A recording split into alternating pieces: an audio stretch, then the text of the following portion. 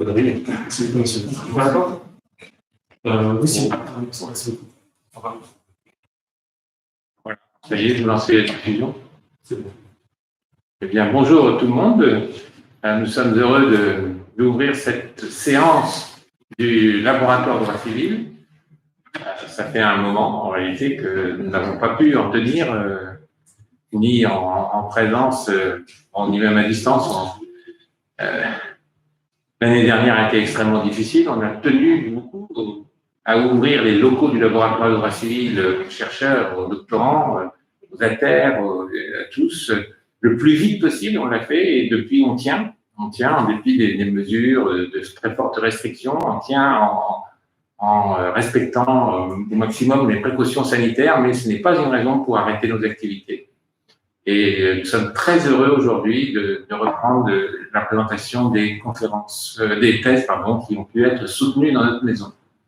Alors j'ai une pensée toute particulière pour tous les jeunes docteurs et les doctorants qui préparent leur thèse actuellement, car une réforme a été votée contre le sentiment, l'avis, au fond de la communauté universitaire, en tout cas des juristes, en tout cas de droit privé. Cette réforme tente à priver le CNU de tout rôle dans la qualification des maîtres de conférences ou des professeurs. C'est déjà fait pour les professeurs ou presque. En revanche, ce n'est pas encore fait pour le droit privé s'agissant des maîtres de conférences, mais on a un peu peur que ce qui commence ailleurs ne se propage aussi chez nous. Alors ça a provoqué un mouvement de protestation de la part du CNU, mais je tiens à dire à tous les jeunes docteurs en attente de qualification que le sentiment des universitaires n'est absolument pas de les placer dans une situation défavorable ou désavantageuse.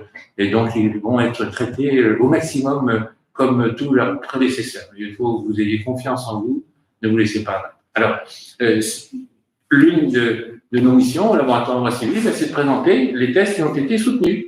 Et cette présentation est d'ailleurs l'occasion pour les jeunes docteurs en attente de qualification ou parfois déjà qualifiés, eh bien de faire au fond leurs premières armes devant un public qui, de façon très libre, peut poser des questions, mais au fond des questions spontanées qui, par hasard peut-être, seront des questions qu'ils retrouveront eux-mêmes lors peut-être de séances de recrutement comme maître de conférence, peut-être lors d'une séance, d'une épreuve du concours d'agrégation, une épreuve sur travaux, où des questions viendront, et si ça se trouve, ce seront les mêmes, ou certaines des mêmes, que celles qui ont été posées ici. Alors, je m'adresse à... Alors, quelques personnes sont ici présentes dans la salle, nous sommes assez peu nombreux pour les raisons sanitaires, mais ceux qui nous suivent à distance pourront poser leurs questions à travers le chat que Maxime Cormier, le secrétaire du laboratoire, actuellement, tient, et je l'en remercie vivement. Alors, la première... Alors, juste que je fais...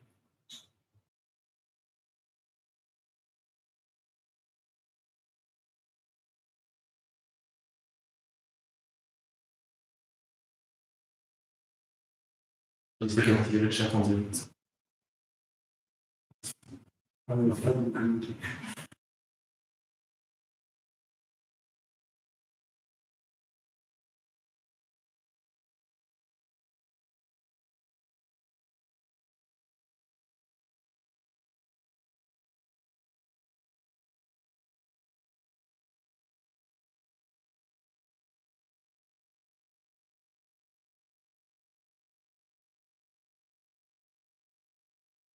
Des techniques pour le chat en direct par notre système de chaîne YouTube.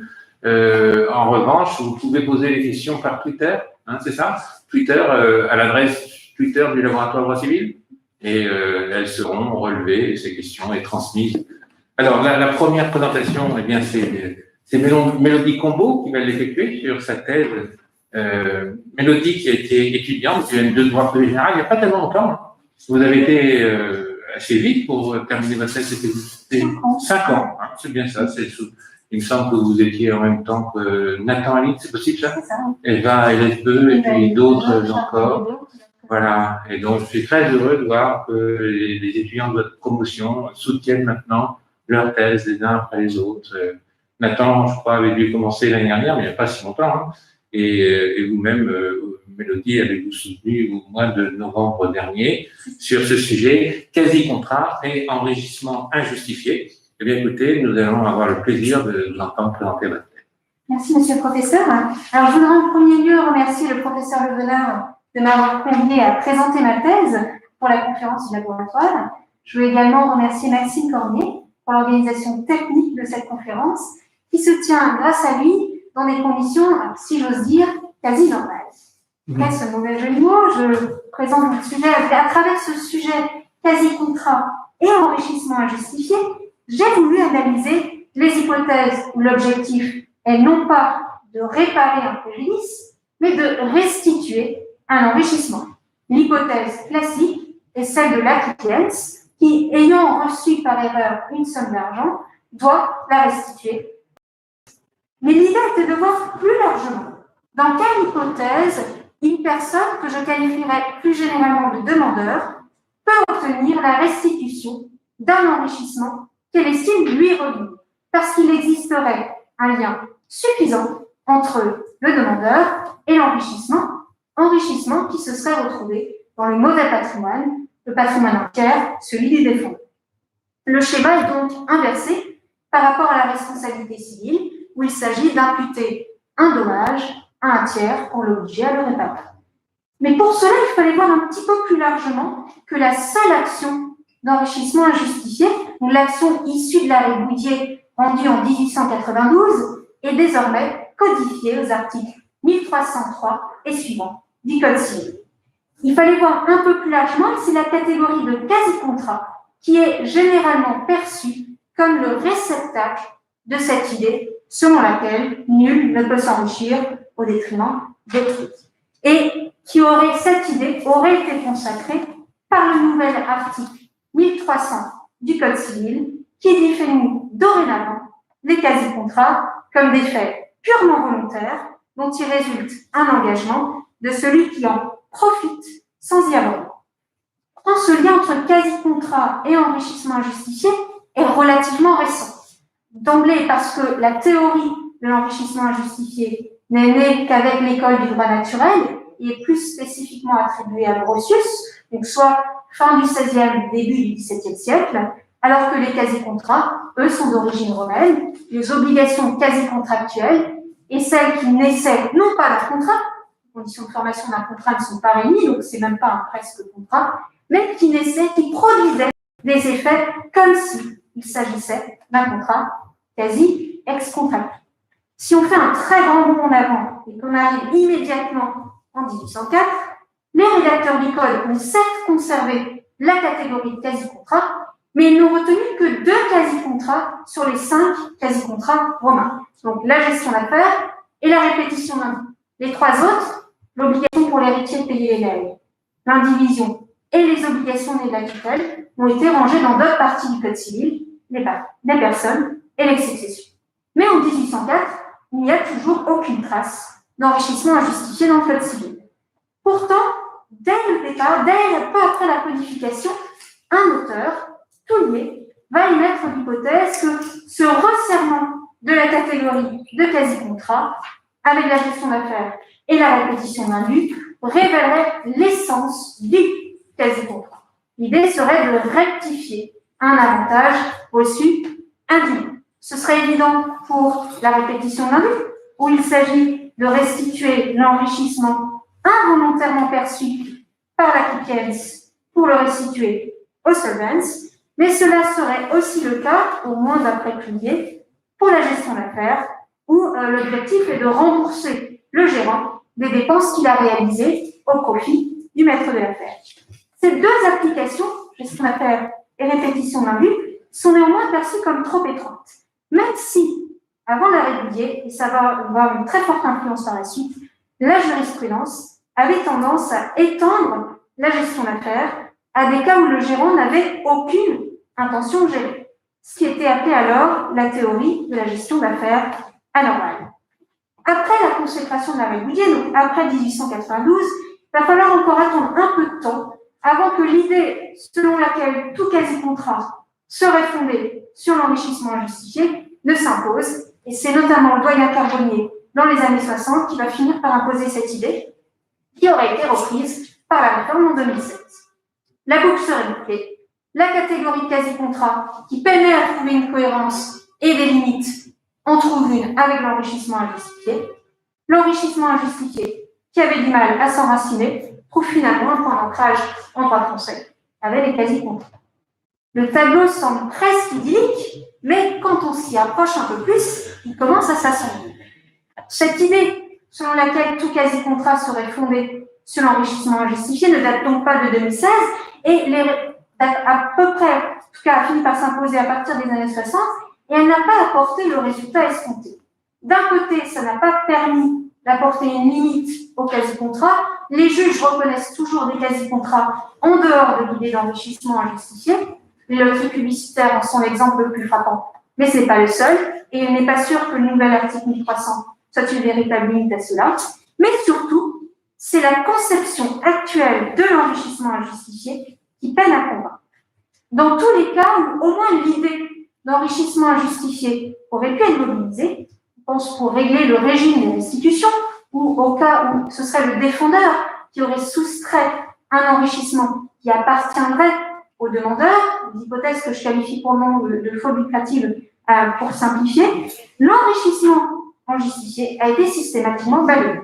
Soit parce que les cas particuliers, comme la répétition d'indus, ne peuvent être mobilisés, faute d'un transfert du solvency à la compliance, soit parce que l'action générale d'enrichissement injustifié aboutit à un résultat insatisfaisant, notamment en raison de la règle du double plafond, donc selon laquelle le demandeur ne peut obtenir que la plus faible des deux valeurs, l'enrichissement et l'enrichissement.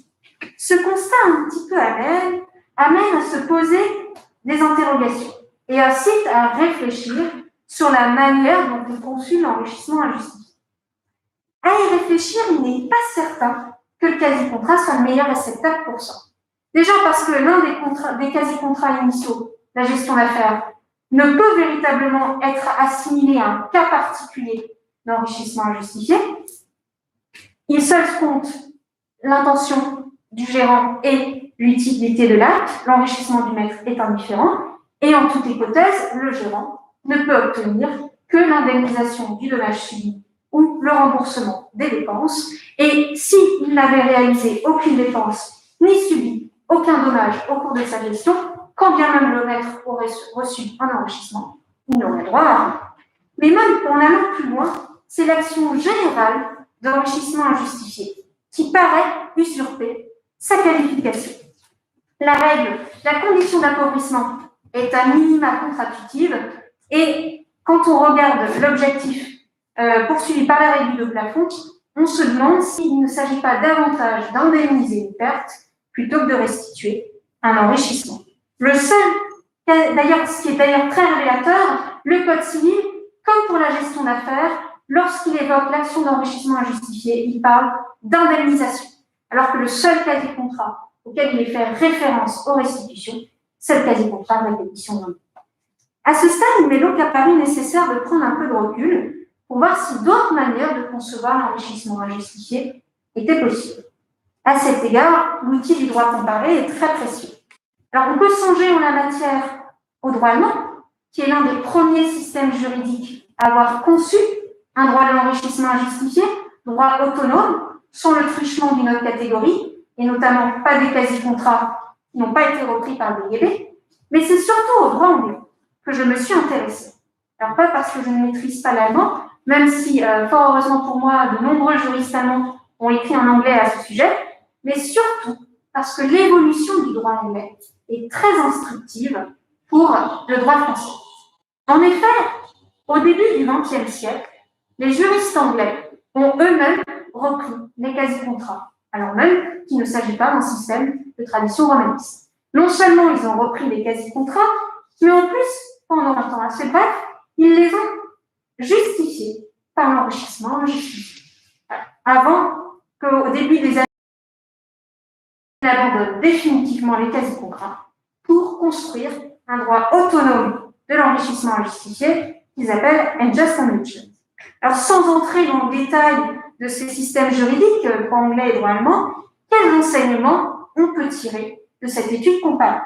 Alors, je vais m'en contenter ici essentiellement de deux.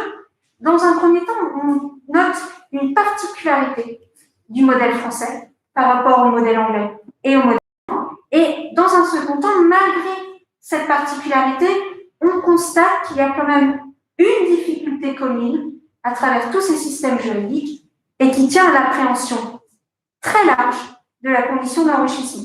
Mais si je m'intéresse d'abord à la particularité du modèle français, si les juristes anglais ont repris les quasi-contrats, il faut pacifier, ces quasi-contrats ne recouvraient pas les mêmes hypothèses que les quasi-contrats français. Notamment, il n'y a pas la gestion d'affaires. Le point commun des droits anglais et des droits allemands, c'est d'être parti de cas de paiement erroné, qui serait en droit français traité par la répétition d'indu, pour construire leur droit de l'enrichissement injustifié. Et ça se ressent dans le régime, c'est-à-dire que seul l'enrichissement est pris en considération, ce qu'a véritablement reçu le défendeur. Il n'y a pas de condition d'apologie, donc pas de plafond, et il n'y a pas non plus d'exigence de subsidiarité. Si bien que si le demandeur peut invoquer plusieurs actions, il a le choix de l'action la plus favorable. Par contraste, en droit français, le droit français se distingue par la prépondérance accordée à l'appauvrissement et à la nature indemnitaire de 2 quasi-contrats sur 3, la gestion d'affaires et l'action d'enrichissement injustifié. Ce qui s'explique par le point de départ différent adopté par le droit français. Pour construire ce qui allait être la future action générale d'enrichissement injustifié, le droit français est parti essentiellement de 2 hypothèses. La première hypothèse, c'est celle d'une personne qui accomplit un service sans la requête du défendeur et qui essaye d'obtenir une indemnisation pour ce service. L'hypothèse en jurisprudence, c'était le professeur qui avait donné des leçons à un élève et qui a essayé de se faire payer de ses leçons par les parents. Et l'autre hypothèse, c'est celle où un cocontractant essaye de pallier l'insolvabilité de ce cocontractant en allant chercher un tiers qui aurait au moins vaguement profité de la prestation contractuelle. C'est évidemment le cas de l'arrêt boudier. Le vendeur d'engrais cherche à se faire payer du prix des engrais, seulement son acquéreur, qui est par ailleurs fermier, est insolvable. Il se retourne donc contre le propriétaire des terres où les engrais ont été dispersés. Seulement, ce qui est très intéressant dans l'arrêt boudier, c'est qu'à aucun moment, ne serait-ce qu'artificiellement, les juges n'ont tenté d'évaluer l'enrichissement du propriétaire par la plus-value qui aurait été conférée par exemple à ses terres. Non, la seule chose qui est prise en considération, c'est le prix des engrais, soit le manque à gagner du demandeur. Or, ces hypothèses rappellent davantage les cas de gestion d'affaires, où l'objectif est d'indemniser, ce qui explique que le régime de l'action d'enrichissement injustifié se rapproche bien plus de celui de la gestion d'affaires que celui de la répétition d'un. Mais au-delà de cette particularité du droit français, il y a une difficulté commune que, en tout cas, j'ai rencontrée dans tous les systèmes étudiés. Dans tous les systèmes étudiés, droit anglais, droit allemand, droit français, tous adoptent une conception trop large de l'enrichissement. C'est-à-dire que l'enrichissement représente tout avantage évaluable en argent, ce qui ne fait pas beaucoup de limites. Et donc, ça veut dire qu'on peut remarquer 3 grandes formes d'enrichissement.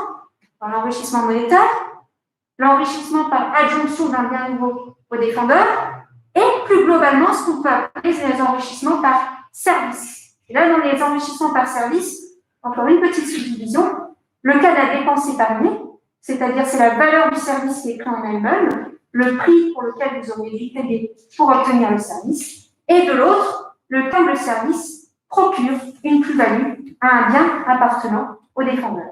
Or, ces cas de service, présents dans tous les systèmes étudiés, une difficulté. Ils nécessitent parfois des règles spécifiques parce que les services présentent une logique différente des 2 autres cas d'enrichissement et que je vais illustrer par des exemples.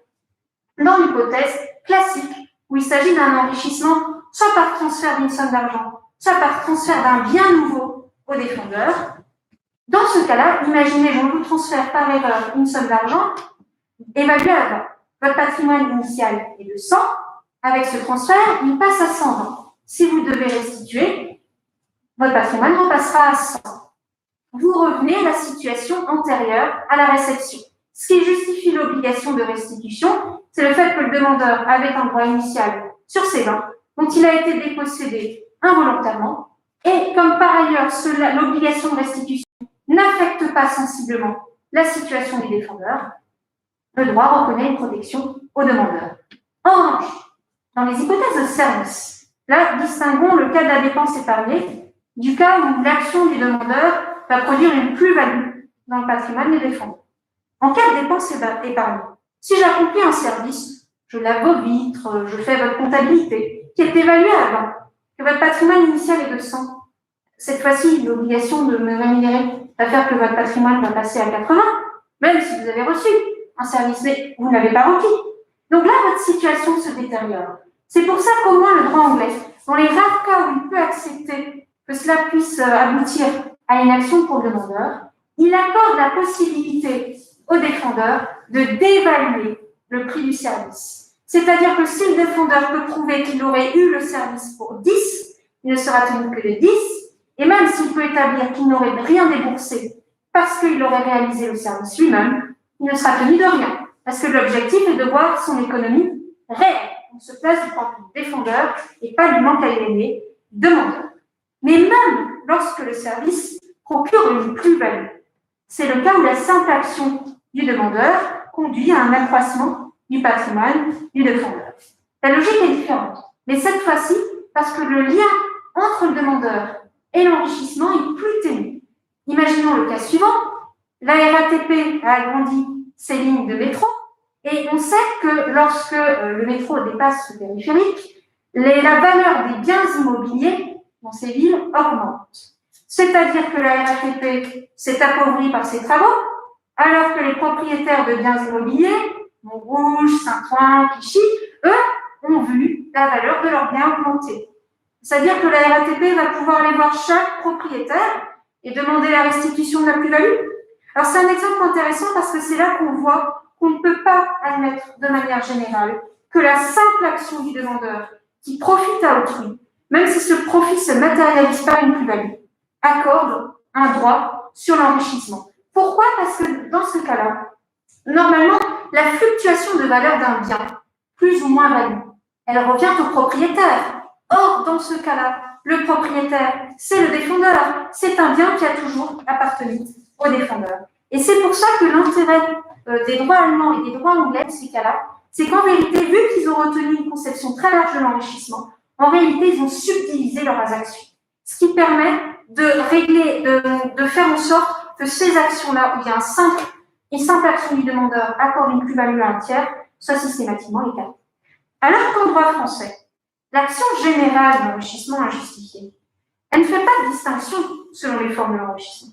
Et comme cette action s'est surtout construite à partir des cas de service, cela conduit à retenir un régime très restrictif pour éviter justement que le simple fait d'avoir accordé un profit à autrui par dépenses épargnées ou par une plus-value conférée à un bien appartenant au défendeur puisse aboutir à la restitution intégrale du profit.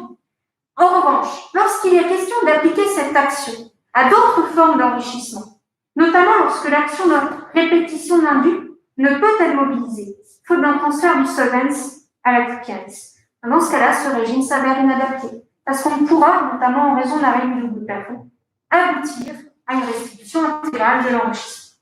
C'est pour cette raison qu'il m'a semblé que l'enrichissement injustifié mériterait d'être revu en profondeur et qu'il conviendrait de dissocier les cas d'enrichissement par transfert d'une somme d'argent ou transfert d'un bien nouveau au défendeur, des cas où l'enrichissement résulterait d'un simple service qui devrait en réalité être exclu de l'enrichissement injustifié. L'idée serait de réserver l'enrichissement injustifié aux hypothèses où le demandeur a été dépossédé involontairement d'une somme d'argent ou d'un bien sur lequel il avait un droit exclusif. Et ce, peu importe que le transfert résulte d'un acte du demandeur ou d'une appropriation du défendeur. L'enrichissement injustifié serait en somme une extension de la répétition d'un but et permettrait de réorganiser le régime des restitutions, de revoir les relations avec les autres sources d'obligations et d'apporter une réponse plus adaptée au cas où le défendeur se serait approprié un enrichissement revenant en principe au demandeur. À l'opposé, je terminerai là-dessus, la gestion d'affaires serait soigneusement distinguée de l'enrichissement injustifié. Et ce que je qualifierais de pseudo-action d'enrichissement injustifié, l'action générale, sera en réalité disqualifiée pour revenir dans un giron qu'elle n'aurait jamais dû quitter, celui de la gestion d'affaires, et il serait question de réfléchir à des rares hypothèses où l'on peut admettre que le gérant, bien qu'il n'ait pas eu l'intention de gérer, puisse obtenir au moins le remboursement d'une dépense qui n'aurait eu d'intérêt que pour le maître de l'affaire.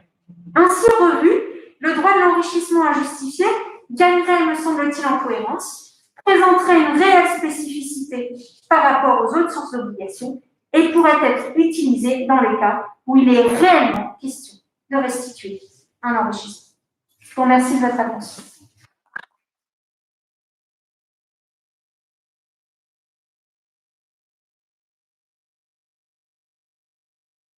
Eh bien, merci beaucoup, chère Mélodie Combeau, de cette présentation très intéressante. En quelques minutes, nous avons fait avec vous le tour de votre thèse. Hein, c'est fantastique.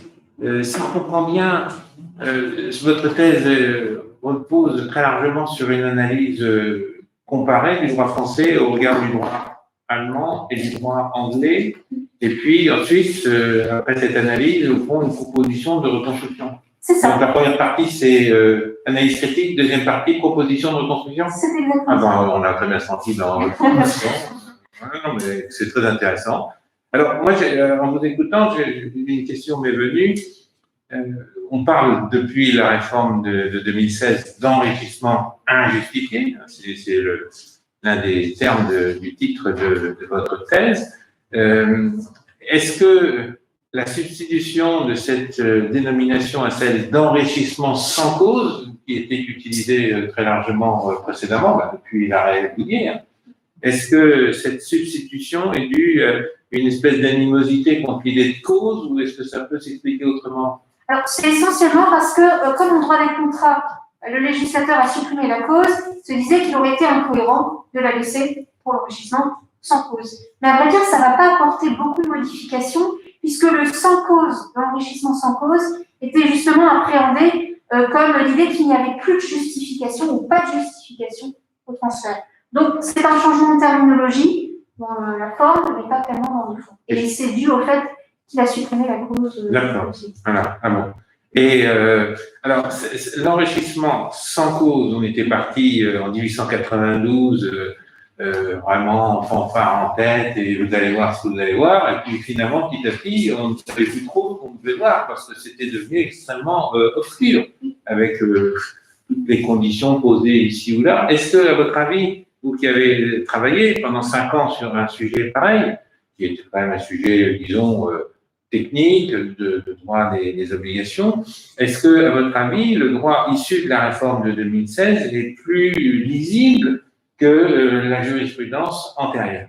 On va dire qu'il retranscrit dans la loi, ce qui permet d'être plus accessible, les limites que la jurisprudence avait pu apporter. Après, il y a quelques modifications à la marge, notamment la réforme a introduit l'idée de valorisme, alors qu'avant, c'était le nominalisme. Il y a quelques différences à la marge, mais globalement, effectivement, a été consacré les limites que la jurisprudence avait élaborées entre 1892 et 2006.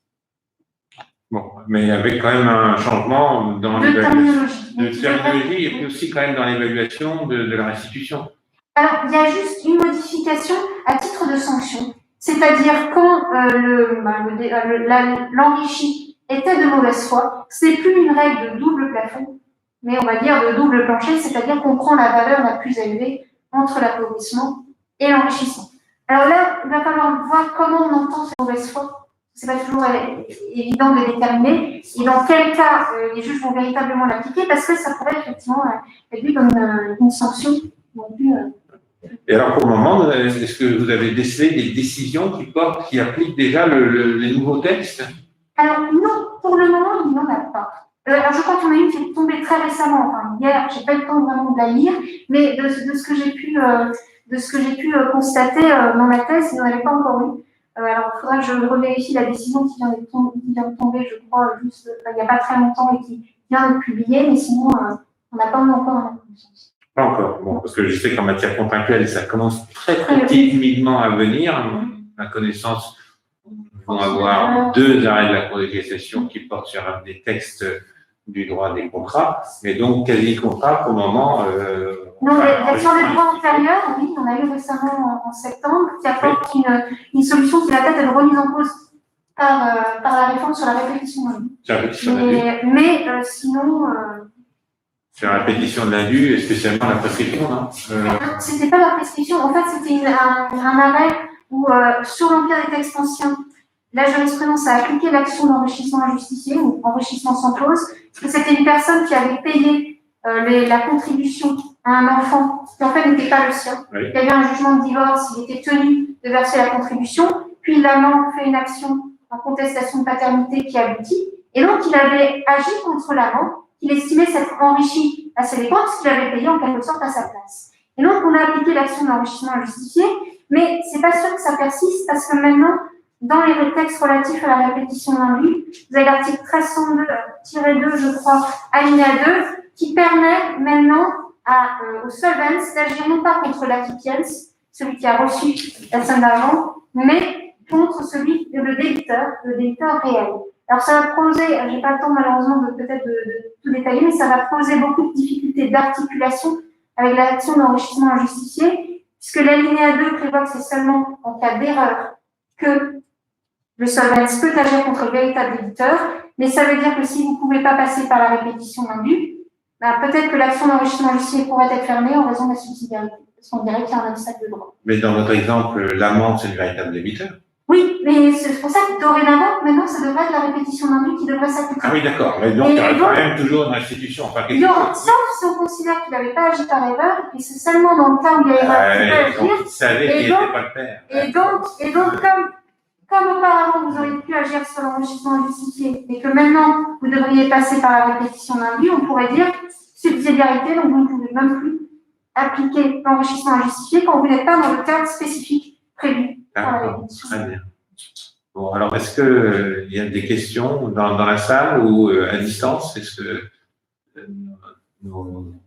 les personnes qui nous…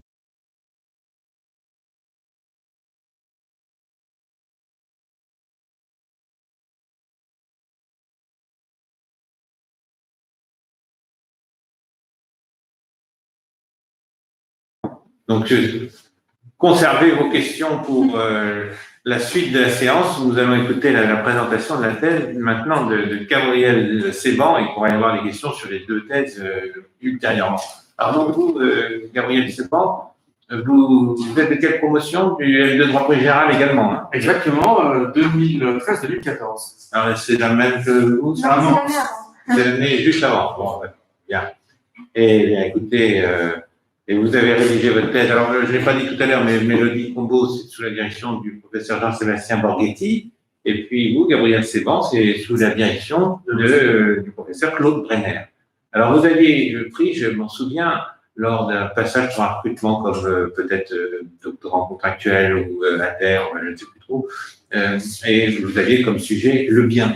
Ce qui pouvait paraître assez étonnant, le bien, comme ça, de lancer dans un sujet pareil, mais vous l'avez précisé un peu, me semble-t-il. Vous avez ajouté maintenant un autre intitulé accolé. Cet autre intitulé, quel est-il d'ailleurs précisément? Alors, la thèse consacrée au bien juridique est précisée qu'il s'agissait d'un essai sur le système des droits patrimoniaux. Voilà, essai sur le système des droits patrimoniaux, le bien juridique. Eh bien, Gabriel Seban, nous vous écoutons avec beaucoup d'intérêt. Merci, monsieur le professeur. Alors, monsieur le professeur, chers collègues, chers amis, permettez-moi pour commencer de remercier les organisateurs de cette manifestation, le professeur Leveneur en premier lieu, qui m'a fait l'honneur de m'inviter à présenter mes travaux, et évidemment Maxime Cormier pour l'organisation matérielle de cette rencontre. Mon choix de consacrer une thèse à la notion de bien est né du besoin de résoudre un paradoxe. En l'absence de définition législative du bien, on définit généralement celui-ci, premièrement, comme une chose corporelle appropriée. Des classiques aux modernes, l'enseignement reste d'ailleurs inchangé. Le bien est défini comme une chose corporelle transformée par la propriété. Le bien étant ce qui m'est propre, et la propriété le moyen de faire mien un objet, bien et propriété iraient naturellement de pair. La propriété étant appréhendée comme, je cite, le convertisseur des choses en biens. Cette manière classique d'appréhender le bien comme une chose appropriée correspond pourtant assez mal à l'approche économique moderne du bien, qui voit le bien comme un objet de valeur et comme un objet apte aux échanges. Selon cette approche, tout ce qui aurait une valeur, tout ce qui aurait vocation à circuler, devrait être qualifié de bien. Les créances, les titres financiers, les quotas, les licences, etc. La confrontation de ces deux définitions apparaît alors problématique, surtout si l'on part du principe que la propriété, droit réel, ne peut avoir pour objet que les choses corporelles. Pour résoudre ce paradoxe et tenter de faire correspondre la définition classique et la définition plus moderne des biens, deux pistes ont été explorées. La première piste a consisté à retenir une approche très large du terme « chose », et donc à admettre l'existence de choses incorporelles, afin de justifier la propriété des créances, des titres financiers, des créations de l'esprit, des autorisations administratives, par exemple. Certains auteurs se sont mis à envisager ces objets comme des choses.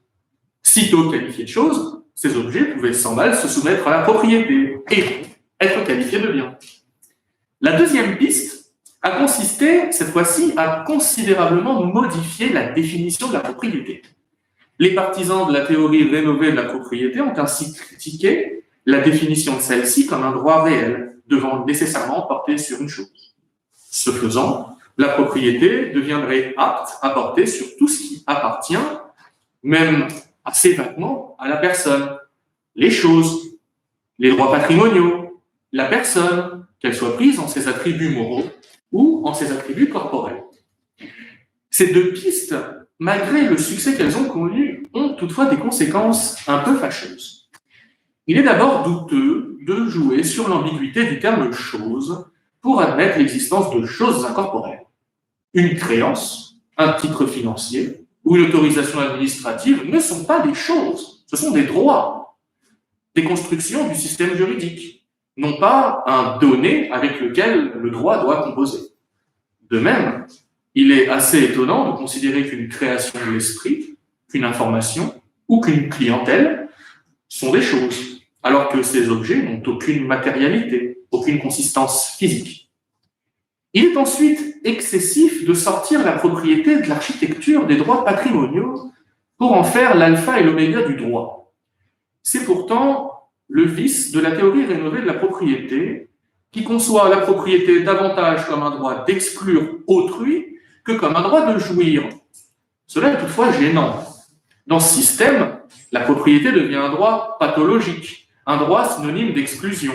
Serait objet de propriété tout ce à quoi autrui n'a pas accès. Mais la propriété, avant d'être un droit d'exclure, n'est-elle pas un droit de jouir? La propriété, avant d'être ce bastion défendu, n'est-elle pas un avantage propre à son titulaire qui lui permet de retirer des choses, toutes leurs utilités? Bref, les tentatives de concilier une approche dogmatique du bien, le bien comme un objet approprié, et une approche plus réaliste du bien, le bien comme un objet économique, se révèlent assez infructueuses. Comment sortir de l'impasse? Pour le savoir, un diagnostic doit d'abord être posé. Il me semble que si l'on a toutes les peines du monde à donner une définition satisfaisante du bien, c'est pour la seule et unique raison qu'on ne conçoit pas que le bien puisse se définir indépendamment de la propriété, ce qui est assez problématique.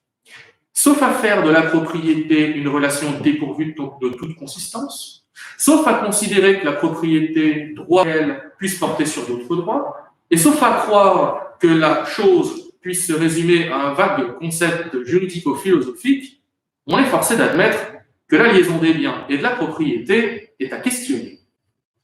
Après le diagnostic vient ensuite le temps du remède. Quelle méthode suivre? S'il y a sans doute autant d'avis sur la question que d'auteurs pour cela poser, je crois pour ma part de bonne loi de ne plus définir le bien à partir de la propriété, mais à partir de la richesse. Je crois par conséquent bon de définir le bien avant de chercher à le rattacher au sujet. L'intérêt de cette méthode est, me semble-t-il, de ne plus chercher, avant de définir le bien, à résoudre en amont le problème de la propriété, avec des résultats qui varient du tout au tout selon l'approche choisie. C'est cette préoccupation qui a occupé la première partie de la thèse consacrée à la qualification de bien. Cette tâche accomplie, il devenait ensuite nécessaire d'identifier les biens, la quête de la qualification n'épuisant pas entièrement le sujet. Cette recherche, à mon sens, s'imposait pour plusieurs raisons. D'abord, parce que la division des meubles et des immeubles présentée en division cardinale des biens par le Code civil n'a plus la pertinence qu'on a jadis pu reconnaître. Ensuite, parce que le siècle dernier a été l'occasion de s'interroger sur des objets ou des droits qui, jusqu'alors, demeuraient dans l'ombre du droit des biens. Enfin, parce qu'il me semblait important, tout simplement, de ne pas fournir un pur travail conceptuel sur le bien sans réserver des développements à ces différentes incarnations. Ce double objectif donnait finalement un cadre à mon propos, me poussant dans une première partie à traiter de la qualification de biens et dans une seconde partie à traiter de la classification des biens, et c'est ce découpage que je vais suivre pour cette présentation. Comme je l'ai dit, l'obstacle majeur à la qualification de biens réside aujourd'hui dans le fait qu'il faut résoudre en amont le problème de la propriété. Une telle approche du bien est forcément dérangeante, la définition du bien variant alors au gré des différentes chapelles doctrinales. Comment donc définir le bien? Il me semble que deux objectifs doivent être poursuivis. Premièrement, élucider la nature du bien. Deuxièmement, mettre à jour l'existence d'un régime du bien. S'interroger sur la nature du bien revient à s'interroger sur ses caractères, sur les qualités qu'il doit présenter, peu important à ce stade l'objet que l'on qualifiera de bien. Ces caractères sont au nombre de deux. Le bien est d'abord un objet économique, ensuite un objet juridique. Dire du bien qu'il est par essence un objet économique n'a rien de déroutant. Historiquement, il est attesté que le bien a toujours été appréhendé comme un élément de richesse, soit qu'il se substituait à la personne dans le règlement de ses dettes, soit qu'il servait de base, en raison de sa valeur, à l'établissement d'impôts sur la fortune. L'association du bien à l'idée de richesse est suffisamment connue et attestée pour que l'on ne s'y attarde pas. Il est encore notable que, en tant qu'objet économique, le bien ait vocation à circuler, à passer de patrimoine en patrimoine, à être donné en garantie, à être saisi, etc. À côté de la valeur, une place doit donc être réservée à la commercialité. À nouveau, je n'insisterai pas davantage sur ce point parfaitement clair. La première définition abstraite du bien comme un objet économique, nécessairement doté d'une valeur et en principe apte aux échanges, ne saurait toutefois suffire à éclairer parfaitement la nature du bien. À cette composante économique doit en effet être adjointe une composante juridique, le bien juridique se distinguant du bien économique. Toute valeur, tout objet d'échange ne saurait recevoir, pour cette seule raison, la qualification de bien. C'est au souverain de décider si cette valeur pourra recevoir une telle qualification. Au rapport social spontané, ou à tout le moins à juridique, doit succéder un rapport social normatif. Ce consentement du souverain, cette sollicitude de l'organisation sociale, constitue le seuil de la qualification de bien. Cette emprise du souverain sur la qualification juridique de bien se manifeste de manière négative, par les limites rarissimes que le souverain pose à l'ordre juridique. Loin de fixer une liste des biens, le souverain se contente donc de dire quels objets ne pourront pas être qualifiés de biens, fussent-ils valorisés et spontanément objets d'échange. Ces objets sont la personne, prise en ses attributs moraux ou corporels, et les choses communes. S'il existe un marché clandestin de matière humaine, ces objets ne sauraient accéder à la qualification de biens juridiques, le droit rejetant leur patrimonialité. Il en va de même, normalement, des choses affectées à l'usage commun, dont la soustraction est en principe inenvisageable, mais encore interdite. On comprend donc que si l'existence d'un marché appelle la qualification de bien, seul le souverain a l'autorité pour l'accorder. Si le bien se détermine relativement aux interdictions posées par le souverain, il faut en déduire que la notion de bien est une notion essentiellement relative, dans le temps comme dans l'espace. Cette relativité de la notion de bien se remarque assez nettement s'agissant précisément des interdits qui la dessinent. Quant à la personne, prise en ses attributs moraux ou corporels, sa réification n'est plus autant combattue que naguère. Ces éléments et produits pouvant intégrer le circuit marchand à certaines conditions, Quant à ses attributs de la personnalité, comme le nom ou l'image, ils se signifient pareillement dans le monde économique. Quant à la notion de chose commune, celle-ci intègre de plus en plus la sphère des biens, l'affectation d'une chose à l'usage commun constituant, bien plus que l'inappropriabilité, le véritable moteur de cette notion, ce qui autorise la réunion de deux notions, bien et chose commune, pensée comme antinomique. L'approche juridique du bien est presque complexe. Les enseignements que l'on a pu tirer jusqu'à présent peuvent désormais servir à mettre le doigt sur l'identité précise de l'objet que l'on doit qualifier de bien. Et donc dire ici que l'identification des qualités du bien serve à identifier l'objet. Et cet objet n'est autre que le droit patrimonial, seul objet à véritablement appartenir aux personnes, à être admis aux échanges, à être valorisé, à circuler de patrimoine en patrimoine, etc. Le bien n'est donc pas seulement un objet qui résulte d'un acte d'autorité du souverain, donc un objet légal. Il est encore un objet dont la consistance est purement juridique, un objet qui se caractérise par sa juridicité. Est-ce si surprenant? Pas tant que ça, dès lors que l'on admet que le patrimoine, enveloppe des biens, est composé exclusivement de droits. Est-ce une meilleure manière d'appréhender les biens? À mon sens, oui, tous les biens étant désormais rangés sous la même bannière du droit patrimonial, dont les qualités épousent en tout point celles économiques et juridiques, reconnues abstraitement au bien. L'unité de la notion de bien se précise. Encore faut-il désormais se penser sur le régime des droits patrimoniaux pour en être certain. Existe-t-il un régime commun des biens et, le cas échéant, comment se caractérise-t-il? C'est véritablement autour de cette interrogation que j'ai construit cette thèse. Pour y répondre, je me suis inspiré de la définition que Dabin a donnée du droit subjectif dans les termes de l'appartenance maîtrise, même si je m'en suis assez éloigné dans le détail.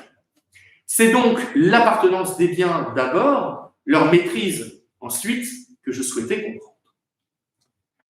La question de l'appartenance des biens, constamment réduite au problème de la propriété, est ici cruciale. Si la propriété, droit patrimonial, ne peut être mobilisée pour expliquer le rattachement des biens au sujet, quelle notion lui substituer?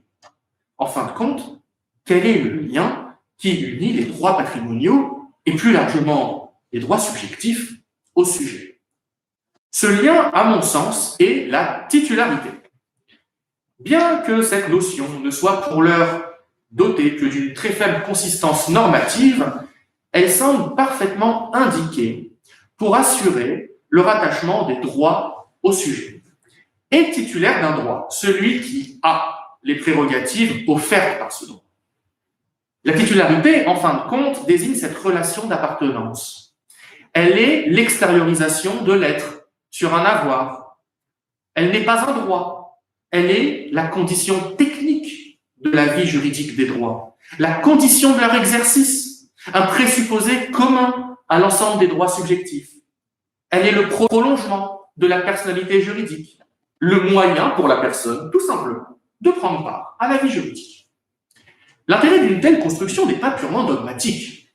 Il a d'abord pour objectif de débarrasser la notion de bien de l'encombrante propriété, et ainsi d'apaiser les débats relatifs à son objet ou son contenu. Plus question de chercher à justifier l'extension du périmètre de la propriété à tout objet, dès lors que la qualification de bien ne résultait plus de celle-ci. En retour, c'est la définition de la propriété qui s'éclaire. Loin d'être un mode d'appartenance des biens, la propriété peut redevenir ce qu'elle n'a jamais en réalité cessé d'être, un simple mode de jouissance des choses, aux côtés des autres droits réels. L'intérêt de mobiliser la notion de titularité est également ailleurs. La titularité permet d'harmoniser des concepts que l'on peinait à expliquer dans l'approche traditionnelle des biens par la propriété. La possession, qui est une apparence de titularité, ayant pour objet n'importe quel droit subjectif. L'opposabilité, qui vient garantir la titularité de n'importe quel droit subjectif. Et la disposition, qui est l'outil permettant de mobiliser l'ensemble des droits patrimoniaux dont on est titulaire. Quant à la maîtrise, le constat est sensiblement le même. on y voit généralement un attribut typique de la propriété. Mais si cela est partiellement vrai pour la maîtrise prise en un sens matériel, l'article 544 du Code civil, cela est totalement faux pour la maîtrise prise en un sens juridique. Article 537. La faculté de disposition, loin d'être un stigmate du droit de propriété, est au contraire une manifestation de la faculté d'agir qui autorise normalement toute personne à prendre pour objet ses droits, non pas parce qu'elle en serait propriétaire, mais parce qu'elle en est titulaire. Quand je donne ma créance en usufruit, je ne le fais pas parce que j'en serais propriétaire, mais simplement parce que j'en suis titulaire. Preuve en est que je ne confère jamais plus à l'usufruitier que mon seul droit d'exiger et de recevoir un paiement, ce droit caractérisant le seul droit personnel de créance. L'exigence de maîtrise, pour finir, est un élément essentiel de qualification du bien. Contrairement à l'appartenance qui concerne l'ensemble des droits subjectifs, la maîtrise permet de distinguer dans la sphère de l'avoir, donc dans la sphère de la titularité, les droits qui sont par principe disponibles, les biens, de ceux qui, en raison d'une norme politique édictée par le souverain, ne peuvent jamais l'être, à savoir les droits extra-patrimoniaux. Autrement dit, si la titularité est nécessaire pour parler de biens, elle n'est pas suffisante. Encore faut-il que le droit soit disponible. Voilà donc pour l'opération de qualification. Au terme de celle-ci, le bien peut être défini comme un droit patrimonial, à savoir comme le droit qui, objet d'un rapport d'appartenance, est, en outre et sauf exception, tout à la fois disponible pour son titulaire et ses créanciers. Le bien au singulier est donc doté d'un régime commun. Chaque bien est, dans son aspect externe, identique aux autres. Cette définition du bien acquise, il devient possible de se pencher sur les biens, pris cette fois-ci dans leur aspect interne, donc dans toute leur diversité. L'objet de la seconde partie de la thèse fut en effet de montrer, et je serai beaucoup plus bref, que si chaque bien est identique aux autres dans son aspect externe, il leur demeure irréductible par son aspect interne, donc relativement à son objet et son contenu. Depuis plusieurs années, la question de la classification des biens a refait surface de manière importante, pour ne pas dire concertée. L'attrait pour les nouveaux biens, ou le nouvel intérêt pour les objets anciens mais non appréhendés sous l'angle des biens, a amené nombre d'auteurs à proposer de nouvelles classifications, plus pertinentes que celles, peu en grâce, entre les meubles et les immeubles. Foisonnent ainsi des classifications fondées sur la nature corporelle ou non des biens, ou sur leur affectation, l'objectif étant d'en livrer un panorama toujours plus complet. Ces classifications, aussi pertinentes soient-elles, ne sont pas celles que j'ai choisi d'approfondir pour une simple raison. Dès lors que le bien est défini comme un droit patrimonial, la seule classification majeure pouvant être utilement exploitée est celle qui oppose les droits patrimoniaux. C'est donc tout naturellement que j'ai choisi de rentrer dans le détail de la summa divisio des droits réels et personnels, que l'on présente comme absorbant l'ensemble des droits patrimoniaux, donc l'ensemble des biens. C'est à partir de cette classification que l'on peut, à mon sens, expliquer l'aspect interne de chaque droit, c'est-à-dire les prérogatives qui sont dévolues à leur titulaire et donc la classification des biens. Cette classification des biens est pourtant imparfaite. Si l'on met de côté les critiques faites par les personnalistes de cette distinction et qui, à l'examen, ne suffisent pas à l'ébranler, on peut tout de même se rendre compte qu'elle souffre de deux vices. Le premier vice, et ce fut l'objet d'un premier titre, est que la frontière des droits réels et personnels a insuffisamment été tracée, n'est pas aussi claire qu'il y paraît. De nombreux droits ne semblent pas devoir figurer dans l'une ou l'autre de ces catégories, comme les servitudes, les sûretés réelles, le droit de rétention ou le droit que l'on a sur une concession funéraire. D'autres droits oscillent entre ces catégories, comme les baux réels, les titres financiers, les droits potestatifs ou l'usufruit sous certains de ces aspects.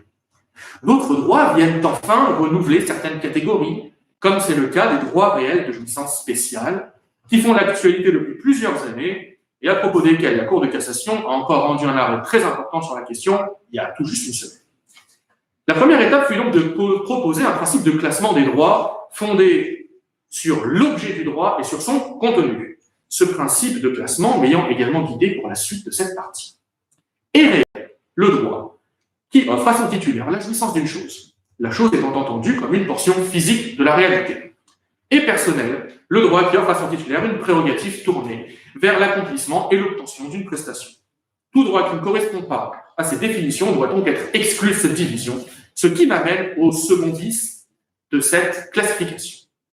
Le second vice, objet d'un second titre, est que la summa divisio des droits réels et personnels est incapable d'embrasser la diversité des droits patrimoniaux, de nombreux droits n'étant ni personnels ni réels. Je pense là à l'ensemble des droits intellectuels et à la pléthore des autorisations administratives que sont les licences, les offices ministériels, les permis, les quotas, etc. Cette diversité de droits incontestablement patrimoniaux trouve tout de même une unité, ayant un contenu et un objet semblables. Ces droits, que j'ai qualifiés de droits d'exploitation, ont pour objet et contenu l'exercice d'une activité ou l'exploitation des fruits de celle-ci, investissant leur titulaire d'un monopole d'exercice. Tantôt ces droits résulteront d'une concession de la puissance publique, tantôt ils résulteront de l'activité même de la personne, de sa seule forme de travail. Pour résumer, si la classification des droits réels et personnels n'est absolument pas à jeter avec l'eau du bain, force est malgré tout de constater qu'elle ne peut plus remplir le rôle de summa divisio qu'on lui a assigné. En marge des droits réels et personnels, d'autres biens existent, les droits d'exploitation. Et ça serait bien qu'ils soient reconnus. Voilà résumé à très grands traits la thèse que j'ai consacrée à la notion de bien. Je vous remercie de votre attention.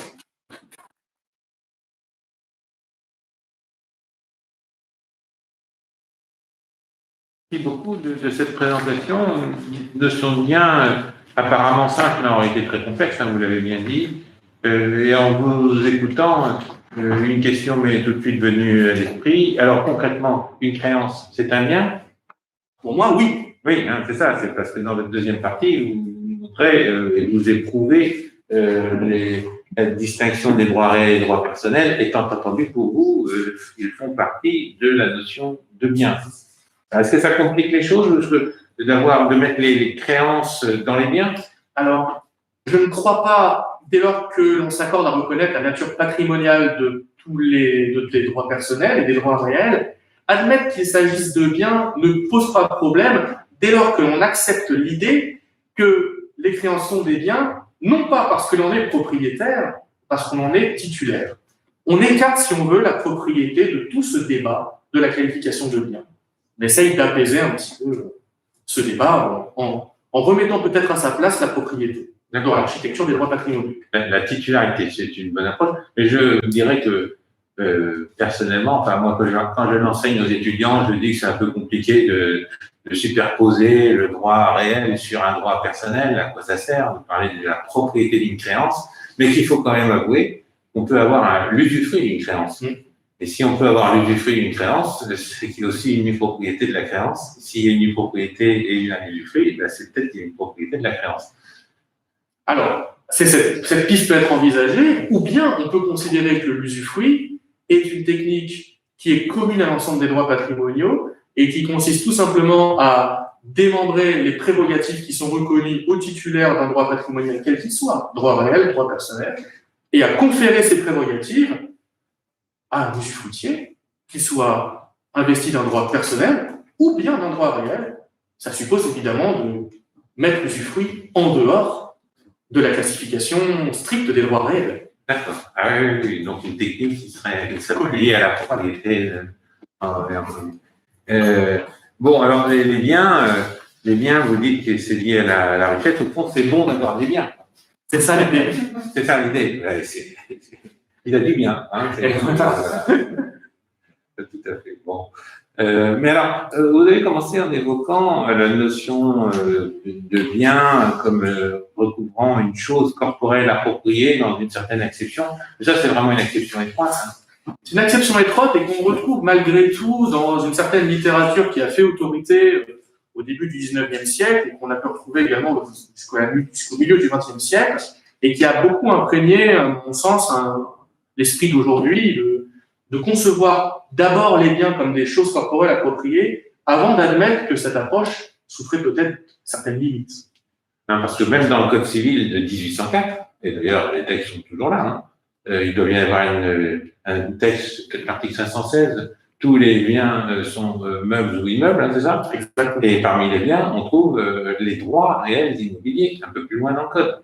Peut-être l'article 526 ou je sais plus, ou 29, les droits réels immobiliers, mais parmi lesquels se trouve l'usufruit sur un immeuble, sur une chose. Donc, au fond, les droits portant sur des choses sont eux-mêmes des biens dans le code civil. Exactement. Il y a certaines confusions qui n'ont peut-être inconsciemment été entretenues par le législateur de 1804, qui s'est d'ailleurs assez peu prononcé sur la nature des biens. Quand on feuillette un petit peu les travaux préparatoires du Code civil, cette question de la définition du bien n'apparaît pas. On s'intéressait à la propriété, on s'intéressait peut-être aux richesses aussi immobilières, mais matérielles, palpables. Ce n'est par exception qu'on admettait qu'on pouvait avoir des droits sur des rentes ou sur un autre droit. Mais c'était une sorte de fiction, entre guillemets. Bon, alors, à quoi ça sert de réfléchir à la notion de bien? Alors, c'est une question que je me suis posée assez tardivement, paradoxalement. Je vous avoue que je suis tombé j'ai beaucoup aimé le paradoxe intellectuel qu'il y avait à résoudre, vraiment le pur esprit de recherche, mais j'ai compris quand même par la suite que c'était pas plus mal de pouvoir définir le bien dès lors qu'on voulait l'enseigner aux étudiants. Et dès lors qu'on essaye de réformer une matière depuis plusieurs années et qu'on n'arrive toujours pas à s'entendre sur ce que c'est que le bien. Il est aussi important d'essayer de donner du crédit à cette sagesse populaire qui considère que les biens, c'est tout ce que l'on a, à cette donnée élémentaire économique qui fait que le bien est un objet de valeur. Il me semblait que cette sagesse avait quelque chose à prouver. Est-ce qu'on peut dire que les biens, c'est l'actif du patrimoine? Ah oui, tout à fait. Et c'est même le patrimoine. Enfin, le passif, quand même. Alors, c'est justement ce que je n'ai pas détaillé dans mon discours, pour faute de temps. La question de l'inclusion de la dette dans le patrimoine pose évidemment question, puisque est-ce que la dette étant un élément du patrimoine, elle devrait être éventuellement considérée comme un bien, étant entendu que depuis 2016, on peut céder une dette, oui, c'est vrai. comme on cède une créance. Donc, je me suis posé la question, j'ai fini par exclure la dette du patrimoine, en considérant que la dette n'avait pas à figurer dans le patrimoine, qu'elle pouvait très bien toucher une personne personnellement engagée, sans que cette dette n'ait à figurer dans son patrimoine. Je trouvais qu'on pouvait expliquer la transmission des dettes à cause de mort également, par la simple transmission d'un devoir personnel, tout simplement, qui n'avait pas, pour les besoins de l'exécution, à nécessairement figurer dans le patrimoine. Alors, je peux relativiser ça encore en disant que le patrimoine, c'est essentiellement une notion intellectuelle, construite, pour expliquer les choses.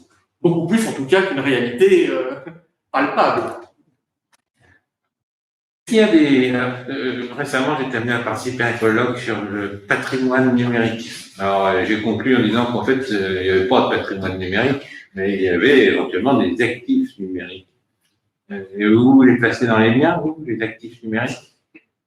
Alors, assurément, oui, mais c'est surtout les droits qui portent sur ces actifs que je compte dans la catégorie des biens.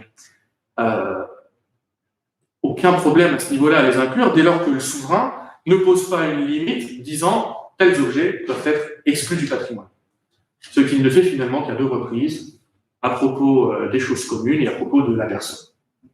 Remarquez, hier, je crois qu'il y a eu lieu un incendie à Strasbourg avec la destruction d'une entreprise recueillant, en étant chargée de conserver des données ou des sites internet ou autres. Et on a pris conscience à cette occasion qu'au fond, il n'existe peut-être aucune chose vraiment immatérielle. Tenez, un bitcoin, ça doit bien être une série de chiffres. Oui, effectivement. Et cette série de chiffres, elle n'existe pas comme ça dans l'espace, et il faut bien qu'elle soit quelque part. Et elle est matériellement, avec des circuits imprimés, des connexions, et il y a peut-être toujours quelque chose de matériel. Oui, c'est aussi la fragilité intrinsèque de finalement toutes les richesses, c'est de pouvoir être dissipé en un claquement de doigts, en un clin d'œil, et d'avoir assez peu de consistance. On pouvait vanter aussi les mérites de la propriété immobilière, mais elle est tout autant fragile finalement et éphémère qu'une propriété plus immatérielle, si on peut dire ça comme ça. Ouais. Écoutez, on va voir si dans la salle ou dans l'assistance à distance, ces 2 présentations ont suscité quelques questions. On va peut-être partir un peu petit temps de pause pour que je puisse en fait lancer un autre live où on pourra faire un chat pour que les spectateurs, entre guillemets, puissent poser leurs questions. Nous coupons donc la discussion pendant 30 secondes, le temps de lancer une autre session avec en live chat. Voilà. Donc il faut juste rester sur la chaîne du Nous sommes laboratoire. au bout du jour. Vous restez bien sur la chaîne du